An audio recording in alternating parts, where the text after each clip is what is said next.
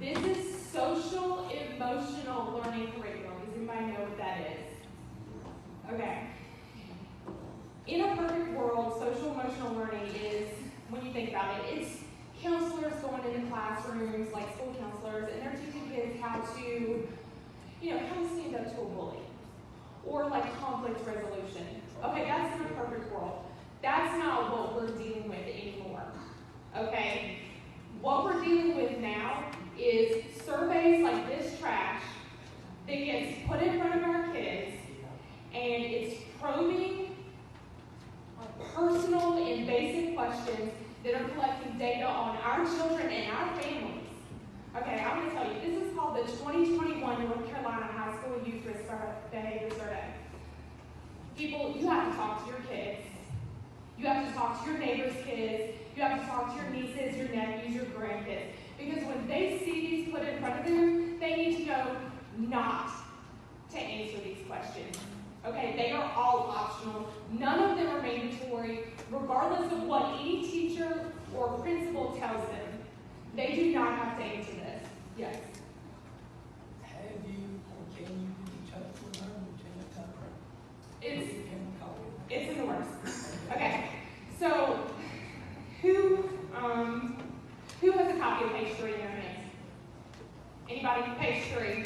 Okay, you sir. Would you stand up and read number 11 and number 13? It should be highlighted. Listen, if you can speak loud, can you speak loud? During the past 12 months, on how many days did you carry a gun? Do not count the days when you carried a gun only for hunting or for a sport such as target shooting. And you said number what? And number 13, the one on the next column. 13. How long would it take you to get and be ready to fire a loaded gun without a parent or other adult's permission? The gun could be yours or someone else's and could be located in your home, car, or someone else's car. Did everybody hear that?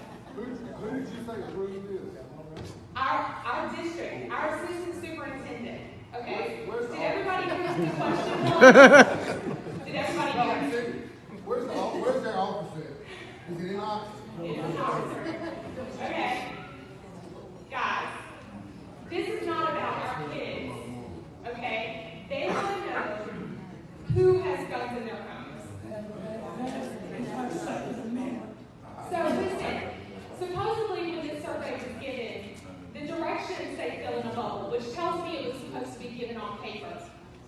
Here in Granville County, it was given on our children's laptops. If you have a child in Granville County, you understand that that means that it is tied to their student ID number. Their student ID number is tied to their parents' information that is stored in district databases. So they have my husband's employer, they have our insurance, they have our contact information.